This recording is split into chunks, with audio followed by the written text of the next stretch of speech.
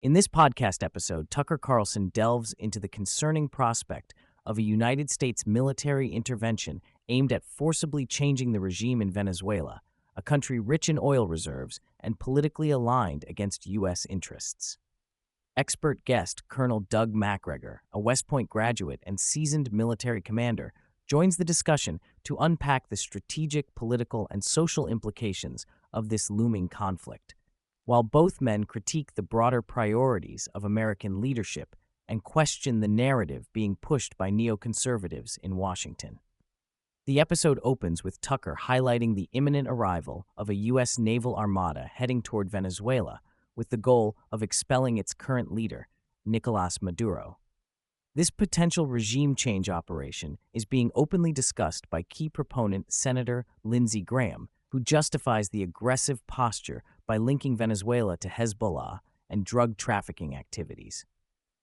The explicit admission of intent to kill people in Venezuela shocks Tucker, leading him to question the legitimacy and wisdom of such action, especially given how rarely the American public is informed or invited to debate the rationale behind these wars. Tucker reflects on the historical record of U.S.-engineered regime changes which overwhelmingly have failed to produce stable, prosperous, or democratic outcomes. Saddam Hussein's fall in Iraq empowered hostile regional actors and fomented chaos, illustrating that military invasions rarely yield the intended benefits. Similarly, the author's skepticism extends to Venezuela, where despite existing sanctions and political opposition, the ongoing crisis has complex roots, including long-standing regional disputes and flaws internally within the Venezuelan system. The proximity of Venezuela to U.S. territories, such as Puerto Rico, adds urgency to the situation, as Carlson warns of an inevitable refugee and migrant wave resulting from war, drawing parallels with Europe's ongoing transformation following the Syrian civil war and subsequent migrant crisis that began in 2015. The destabilization caused by foreign military interventions can ripple far beyond the battlefield, creating demographic changes and social unrest that outlast any brief conflict. Tucker and Colonel MacGregor systematically analyze the stated reasons for potentially invading Venezuela.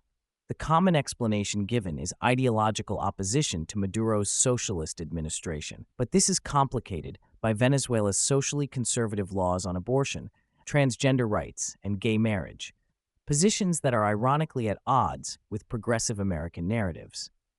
Furthermore, the U.S.-backed opposition's more socially liberal stance highlights the selective nature of U.S. intervention, which seems less about democracy and values than about strategic and economic interests.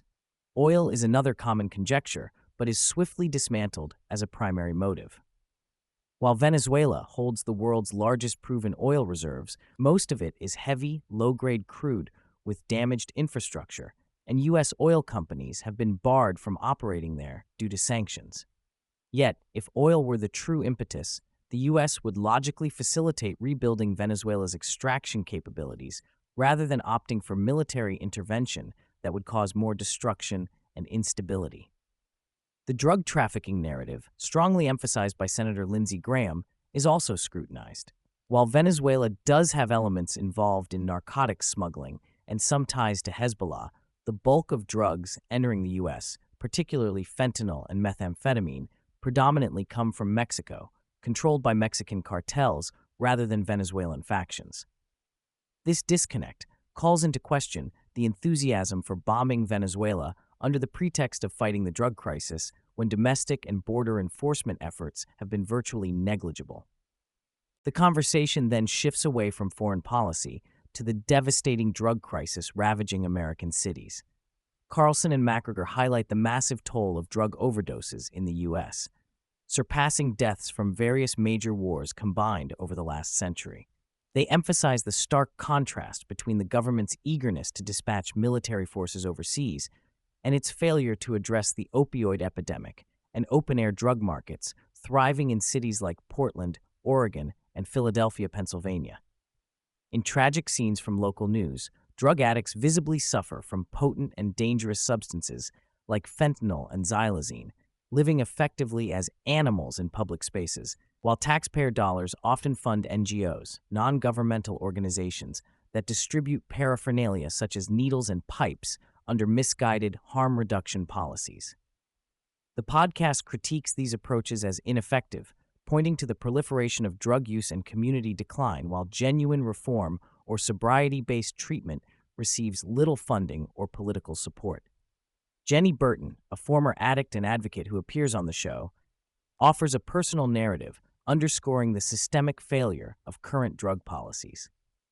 Her sobering account of addiction and recovery spotlights the profit-driven nature of programs that perpetuate drug dependency through medication-assisted treatment and housing-first initiatives, which often ignore accountability and abstinence as rehabilitation goals. Jenny's critique is particularly damning of the housing-first strategy, arguing that it often conceals unresolved addiction and crime within subsidized complexes, further destabilizing communities instead of restoring lives. This segment powerfully contrasts with the national preoccupation with foreign conflicts and regime changes. Carlson argues that the real war is at home, ravaging American families, yet policymakers prefer the drama of distant battlefields to confronting the implosion of their own cities. Colonel Doug MacGregor joins the discussion with a military and geopolitical perspective, cautioning that the Venezuela operation is less about direct threats and more about sending messages to global powers like Russia and China. Washington aims to disrupt their influence in Latin America by rolling back support for regimes like Maduro's. Still, MacGregor warns that such a strategy misconstrues the geopolitical reality. Russia, he says, will not militarily defend Venezuela, and China has no interest either. The risk is a costly intervention that rallies Latin American opposition against the U.S. and fails to deliver strategic advantage. He also criticizes the political class's neglect of pressing domestic threats and resources. The military's presence scattered globally dilutes national defense and distracts from real security issues like drug trafficking and child trafficking within the U.S.